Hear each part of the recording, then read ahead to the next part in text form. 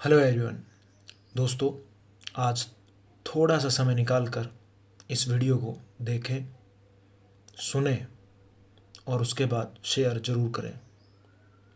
इंसान जिसके अंदर भावनाएं होती हैं, फीलिंग्स होती हैं, जो दूसरे जीवों के सुख दुख को समझ सकता है, और बोला जाता है इस पृथ्वी का सबसे पढ़ा लिखा व्यक्ति एक इंसान है जो खुद को डेवलप कर पाया है।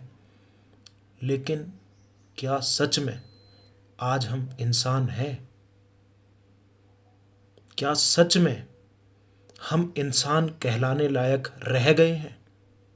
क्या सिर्फ इस धरती पर, इस प्रकृति पर हमारा अधिकार है?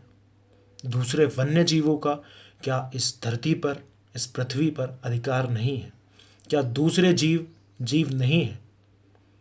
हमें बोला जाता है कि हम बहुत पढ़े लिखे हैं, दूसरों की भावनाओं को समझ सकते हैं, दूसरों के सुख दुख को समझ सकते हैं, हमें इस चीज़ का ज्ञान है कि दूसरा क्या फील कर रहा है ये हम जान सकते हैं। लेकिन पिछले दिनों में जो कुछ देखने में सुनने में आया, क्या उसके बाद भी हम इंसान कहलाने लायक है? कारण क्या है पहले वो बताता हूँ, ध्यान से देखिएगा। सबसे पहले मैंने आपको एक न्यूज़ आया था, अंबा से रिलेटेड था। केरल में एक हाथी को विस्फोटक सामग्री खिलाई गई या उसने गलती से खाई, उसकी डेथ हो गई। बहुत दुख हुआ, वो प्रेग्नेंट थी। एक न्यूज़। दूसरा, उसके अगले ही दिन दिल्ली के अंदर एक शख्स ने कुत्ते को बाइक के पीछे घसीट कर बहुत दूर तक घसीटा, पीछे बाइक के पीछे बांधा और घसीटता चला गया। ये दूसरी न्यूज़ है। शायद सवाल खड़े कर रही है, क्या हम इंसान हैं जिसके अंदर फीलिंग्स होती है? तीसरी news, teenager arrested after filming himself beating a dog. एक 16 साल के लड़के ने कुत्ते को पीटते हुए वीडियो डाला और बहुत खुशी महसूस हो रही थी। क्या हम इंसान हैं? फिर कल एक न्यूज़ उत्तराखंड में, कल एक न्यूज़ था उत्तराखंड का कि उत्तराखंड में एक इंसान ने, उसके घर पर एक मतलब गली का कुत्ता आ जाता है जो बाहर घूमते हैं, स्ट्रे डॉग्स, वो आ जाता है और उसको इतना मारा कि वो मार ही दिया। फिर सवाल उठता है, हम इंसान कहलाने लायक हैं? और सबसे लास्ट और वर्स्ट न्यूज़ आप बोल सकते हैं फिर से, हिमाचल के अंदर एक गाय को एक्सप्लोजिव वाला खाना जानबूझकर खिलाया गया। वो बच तो गई है लेकिन वो भी प्रेग्नेंट थी। इसका रिपोर्ट किया गया था। क्या फिर से मैं आपसे पूछने वाला हूँ, क्या हम इंसान हैं? क्या हम वही इंसान हैं जिसके अंदर बोला जाता है कि इंसान के अंदर दया भाव होता है? मुझे नहीं लगता हम इंसान हैं।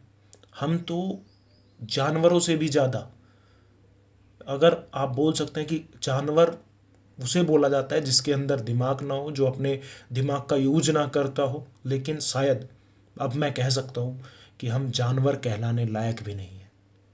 यहाँ बात किसी धर्म, समुदाय की या जाति की नहीं है। यहाँ बात है, क्या सिर्फ प्रकृति पर हमारा अधिकार है? जो अन्य जीव है क्या उनका अधिकार नहीं है? अरे हमें तो इस दुनिया का सबसे समझदार व्यक्ति और इंसान समझा जाता है। हम बोलते हैं कि हम सबसे समझदार हैं, हमें अच्छे बुरे की, हमें सुख दुख की, सबकी समझ है। लेकिन हम क्या सच में किसी का सुख दुख समझ रहे हैं? अरे वो तो जानवर है। हो सकता है वो आपके घर में घुस आया हो, आप रोटी ना दे सके, लेकिन आपको मारने का हक किसने दे दिया? आप एक गाय को, घूमती हुई गाय आपके दरवाजे पर आ जाए, आप एक रोटी ना दे सके, आप खाना ना दे सके, तो आप मार दोगे? किसने आपको ये अधिकार दिया है? एक कुत्ता जो गली में घूम रहा है, आपको गुस्सा आ गया तो आप बाइक के पीछे उसे बांध के घसीटोगे? आप इंसान कहलाने लायक हैं? नहीं है। अगर आप इंसान होते और आपको, वो जानवर है, जानवर जैसी हरकत करेगा, लेकिन क्या आप इंसान होते हुए भी इंसानों जैसी हरकत कर रहे हैं? आप खाना नहीं दे सकते तो उसे डरा धमका के घर से चलता कर सकते हैं, लेकिन मार कैसे दिया आपने? सवाल उठते हैं। क्या सिर्फ जब एक इंसान की हत्या कर देता है, उसके लिए हमारे कानून में, हमारे संविधान में कुछ कानून बनाए गए कि आप अगर किसी की हत्या करते हैं तो आपको फांसी की सज़ा दी जाती है, आपको जो है उसके लिए सज़ा भुगतनी पड़ेगी। लेकिन अगर हम किसी जानवर की हत्या करें, उसे चोट पहुंचाए, तो इसके लिए क्या कड़े कानून अब हमारे देश में नहीं होने चाहिए? सवाल है। क्या सिर्फ जीने का अधिकार हमें है? क्या जीने की आज़ादी, बोलने की आज़ादी सिर्फ हमें मिली हुई है? अगर सिर्फ ये हमें है, तो फिर जो हो रहा है, जो 2020 के अंदर हम देख रहे हैं, तो इसे आप बोल सकते हैं फिर कि ये सही हो रहा है, क्योंकि इस पृथ्वी पर रहने लायक हम भी नहीं हैं। अगर आपके घर पर कोई कुत्ता आ जाता है, आप खाना नहीं डाल रहे हैं, उसे डरा धमका के भगा सकते हैं, लेकिन उसे मार दिया जान से। आप लोगों तक आवाज़ पहुंच रही होगी मेरी, दर्द भी महसूस करिएगा।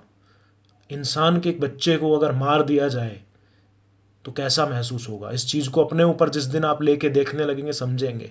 और सभी से रिक्वेस्ट है, अगर थोड़े ही बहुत इंसान कहलाने लायक आप हैं, अगर आप कहीं देखते हैं किसी जानवर या किसी को भी, किसी जानवर को, किसी कुत्ते को, किसी को भी देखते हैं दुख दर्द में है, तो उसका महसूस करें। खाना ना खिलाएं, कम से कम मारे तो नहीं। आप उसे डरा सकते हैं, धमका सकते हैं, वो समझता है। हर एक जानवर ये बात थोड़ी बहुत समझता है, उसके अंदर भी समझ है शायद, लेकिन आज हमारे अंदर ये समझ नहीं है। और जब तक हम उन्हें नहीं समझेंगे, उनके दुख दर्द को नहीं समझेंगे, तब तक हम इंसान कहलाने लायक भी नहीं है। लेकिन जिस दिन आप ये समझने लगे कि इस धरती पर जितना हमारा अधिकार है उतना अन्य जीवों का भी अधिकार है, तो ये धरती सच में रहने लायक होगी। मेरी बस इतनी दरखास्त है कि जब आप किसी कुत्ते को देखें अपने घर पर, अगर रोटी ना दे तो उस पर डंडा भी ना उठाए। उसे डरा धमका के आपको भगा सकते हैं, वो भाग जाएगा। आप उसे डंडा दिखाएंगे, चाहे वो जानवर भी हो, वो चला जाएगा।